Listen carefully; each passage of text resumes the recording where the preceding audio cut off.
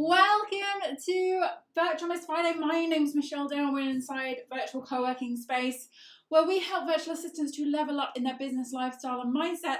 And today we are talking about a question that came up inside Virtual CoWorking Space in the members forum, and it was a sort of very, I suppose in a way, it seemed like a very reasonable question, and it is totally. But there is a lot more to this that we have to consider if we're introducing business and mindset together as a combination. So it was relating to, if you have a job, let's say you're working as an executive assistant, or you have a job right now where part of your work is to support an employer, and you do that through social media. You have this moment, if you're wanting to start a virtual assistant business and go out on your own, you might have this moment where you say to yourself, well, how do I promote my own business through social media, through LinkedIn, and through using my profile and my identity when my employer may see that? And there was a little bit extra added onto this because the lady used her social media accounts for the work that she did with her employer. So where do we go with this? Well, if we're looking at it from a purely business standpoint, we've got to be logical here, if you absolutely do not want your employer to find out or know that you are building your own business or starting your own business or your own venture, then if you're absolutely 100% sure that it's going to be detrimental if they see that, then you will have to find alternative ways and alternative solutions of presenting yourself. You won't be able to use your profile. But then we come up with the issue that most of us working online also need to use our names and our photos, our identities. And if you have to falsify and fake those, then that's taking it to the extreme.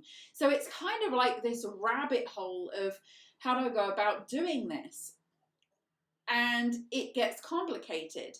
Now, if you used your own social profiles, I personally, myself, would not worry about it. I would put that I'm the founder of a virtual assistant company and I'm also the employer of a company. I would be transparent about both of them and really not worry about it. But there are certain people who consider this a real problem. Now, it's not so much the fact that you're using your profile or you're not using a profile. I certainly wouldn't use fake profiles, and I certainly wouldn't create duplicate profiles because it's just simply not allowed in social media. You're breaking a rule.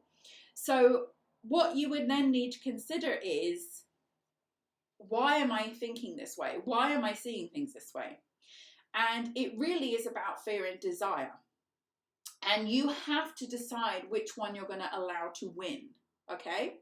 So on the one hand, you are afraid of losing your job and you're afraid of your employer finding out that you are starting your own venture and starting your own business because you are afraid maybe that they might be upset and they might lose a job.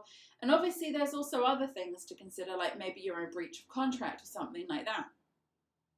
Then the desire is to have your own VA business and have your own successful practice, right? Now, mindset teaches us, law of assumption, Neville Goddard, all of these great, successful mind coaches and teachers tell us that we have to focus on a goal and we have to see the end result in our mind and we have to hold on to that until it comes into reality. Now, the thing about this is holding a goal or an end result in your mind of having a successful business where you are no longer with that employer.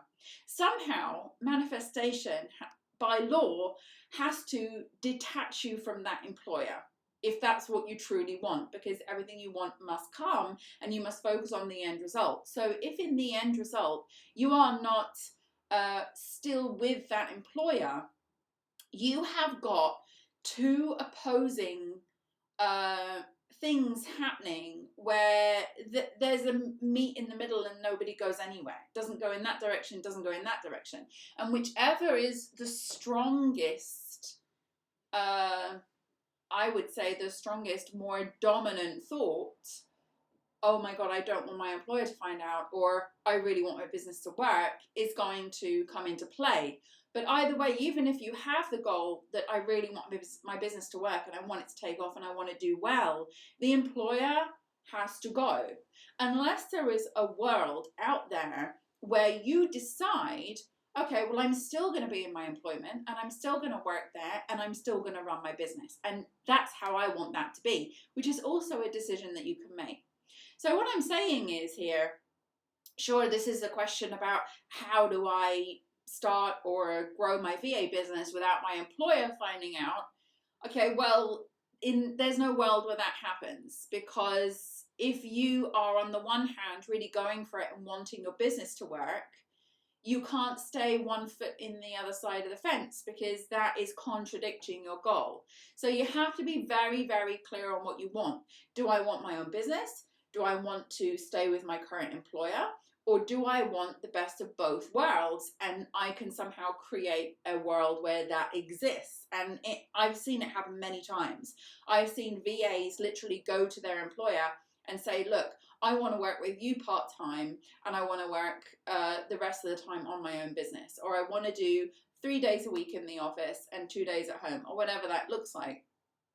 And the ones where the dominant thought has been, this is my no compromise goal, a lot of the employees have just agreed to it, funnily enough. So if I were you, I would work on cultivating a good relationship with the boss. Go to the boss and say, do you know what? I've been thinking about starting a part-time VA gig. Would that be an issue if I did that? Would you have a problem with that? And if they say no, then go ahead and do it. Do it without that guilt or without that fear or anything like that. And if they say no, well, you need to open up the conversation as to why. What are their concerns? What are their questions? What are their issues? That type of thing. This has also led, in many cases, I've seen it, into people getting pay rises because the company wants it to keep them so badly. And it's also led to people just quitting and immediately going full throttle into their business, and their manifestation is occurring way quicker. Now, if you stay on the fence and you're in that in-between world of employee and business owner, there comes a point where you really do have to choose. And until you do decide and go all in on whatever it looks like in the end, joint or singular, then you're going to stay stuck in this loop and this cycle of this fear and worry and excitement of potentially having a business, but fear and worry holding you back from it. It's just not going to work in the long term. So save yourself all the hassle, save yourself all the trouble, just simply decide on an end goal and go all in on whatever that looks like for you, and do not worry about everything else, because you keep telling yourself always that everything always works out perfectly. I'm deciding to run my business, I'm going to go ahead, I'm going to use my accounts, I'm going to start this process, everything always works out perfectly. I've decided that I'm too afraid to lose my job, so I'm going to stay here, everything always works out perfectly.